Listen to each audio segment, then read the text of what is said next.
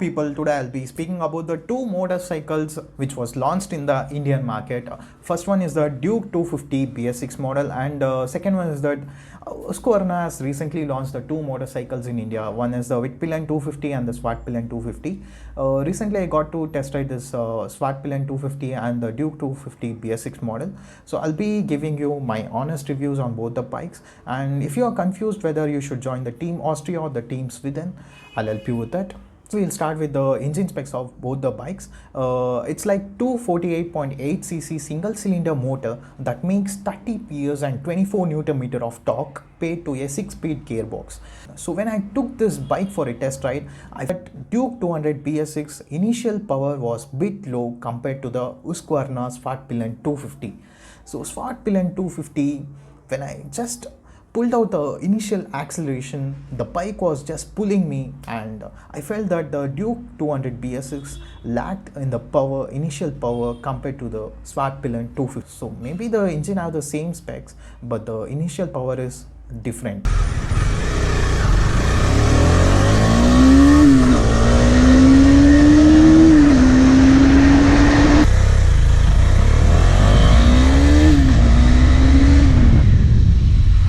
Okay, now we'll talk about the design of these two motorcycles. This is where the two motorcycles are poles apart. Well, the Duke 250 is a naked street fighter and the Swartpillion 250 is a scrambler. The Duke 250, being a KTM, is easily recognizable with the strong trellis frame in comparison. The husky with the silver and black, apart from the visual difference, even the ergonomics and the variant between the two bikes. The Duke 250 gets the higher seat handlebars and the slightly rare set foot pegs, whereas the Swartpillion 250 comes equipped with slightly raised handlebars. Now I have already ridden the Duke 250 and the Swartpillion 250, so what I think is that compared to Duke 250, the handlebar is slightly lowered in the Swartpillion 250 is what I feel, and the stability is great in the Duke 250, and the riding position, and you feel much of comfortable while riding the Duke 250. I felt the same. So in the Swartpillion 250, I felt that the handlebar is slightly low, so that you should bend your body. Maybe it will be a problem during the long rides, and there is a hell lot of traffic in the city, so that you feel a bit uncomfortable while riding in the city. Swartpillion 250, the Duke 250 is really great in the handlebar, I mean. So you can see the front handlebar is placed in the right position so that you will get the exact feel to it. The handlebar feels so low compared to the Duke 250. Now we'll talk about the brake, suspension and the weight of these motorcycles. The Husqvarna employed the same suspension and the brake setup as their Austrian cousin. So the front comes with a 43mm USD forks, while the rear features a preloaded adjustable monoshock suspension. Anchoring these motorcycles is a 300mm disc up front and a 230mm disc at the rear. So there is a supermoto option in the Duke 250, but not in the Husqvarna Swartpillion 250. The supermoto is to disable the ABS in the rear. There is no option in the Swartpillion 250. Maybe in the future we can see that. This is the 43mm Apex suspension in the front for Indian roads, which provides maximum comfort and stability during the off-roading. And when it comes to the weight, it's the 250 Duke that has the little edge over its Swedish cousins. Naked Street Fighter tips the scale at 146 kg drive weight, and the Swartpillion 250 is 154 kg is the heaviest. But also I feel that the Duke 250, which is weighting less, that is 146 kg, is not much powered in the initial acceleration, but the Swartpillion 250, which is around 154 kg, has more number of initial power compared to the Duke 250. 0.5 liters fuel tank capacity with 153 kg dry weight. Tank capacity is like 13.5 liters and it weighs around 146 kg dry weight, that is without fuel. Now we'll talk about the ground clearance, seat height and the chassis and the clutch. The ground clearance of Duke 250 is 185 and the ground clearance of Swartpillion 250 is 145. That is slightly less than the ground clearance of Duke 250. The ground clearance is one of the cones in the Swartpillion 250. And the seat height is 830 mm in the Duke 250 and 835 mm in the swat pillion 250. So it approximately comes around like 2.8 with something. So it will be very suitable for 5 to 5'10" to 6 feet. They can easily ride these bikes. Chassis.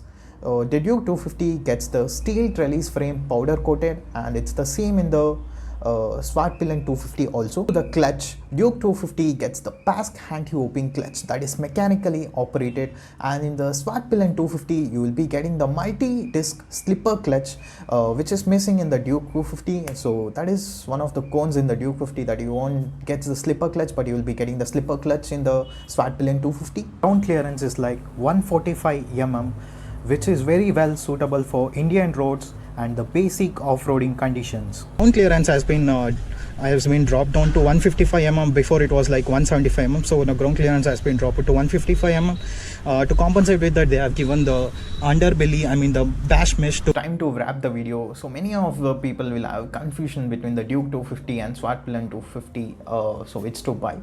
So bike is not the thing like seeing the videos and many reviews and buying. It should come from the heart, because bike is one of the favorite things for most of the people, and it is one of my favorite thing in the world. So if you want to buy any bike, just test drive the bike. So if you feel that this bike is very comfortable, and if you feel this bike is the one which I need to buy, just go for it.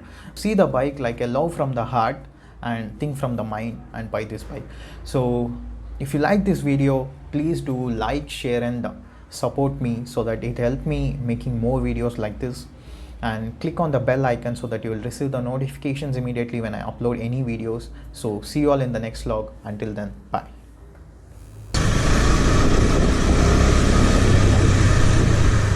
There is some speed breaker, so that we'll stop that exactly there.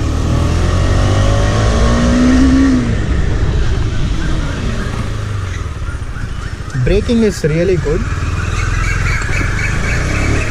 Yes, the 320 mm upgradation is really good in this bike.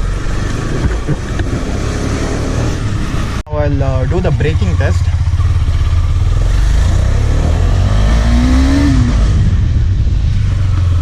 Wow, the brake actually works fine. This is a dual channel ABS, so it actually works fine, pretty good.